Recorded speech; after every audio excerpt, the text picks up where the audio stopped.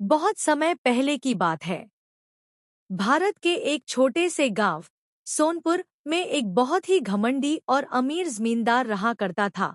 उसका नाम था रघुवीर सिंह। ऊंची मूंछें, बड़ी हवेली, घोड़े बैल, सैकड़ों एकड़ जमीन और गांव भर पर उसका रोब। रघुवीर सिंह का एक ही नियम था, मेरा कहाँ पत्थर की लकीर है।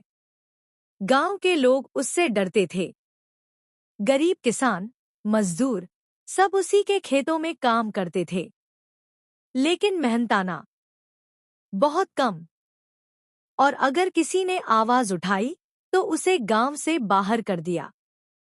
उसी गांव में एक ईमानदार पर गरीब किसान रहता था, हरी राम।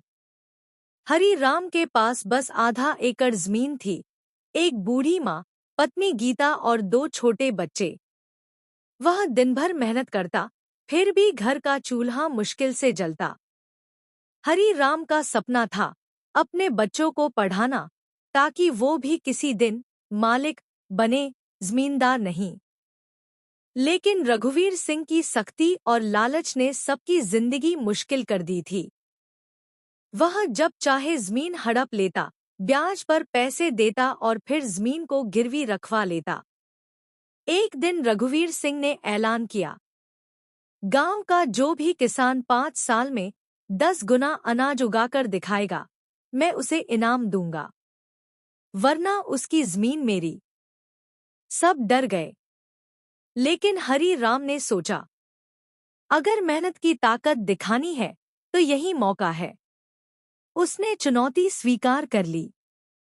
हरी राम ने खेत को दिनरात सींचा। वह जैविक खाद खुद बनाता, अच्छे बीज इकट्ठा करता और नई तकनीकें सीखने लगा। कई बार बारिश ने धोखा दिया, कई बार फसलें खराब हुईं, लेकिन हरी राम हार नहीं मानता। उसकी पत्नी गीता भी साथ देती, खेतों में काम करती, बच्चों को संभालती और माँ का ध्यान रखती। बच्चे खेत में पढ़ाई भी करते और बुवाई में भी मदद करते। गांव वाले धीरे धीरे उसकी मेहनत देखकर दंग रह गए। रघुवीर सिंह को डर लगने लगा कि हरी राम सच में जीत सकता है। उसने हरी राम को डराने के लिए गुंडे भेजे। रात में खेत जलवाने की कोशिश की गई,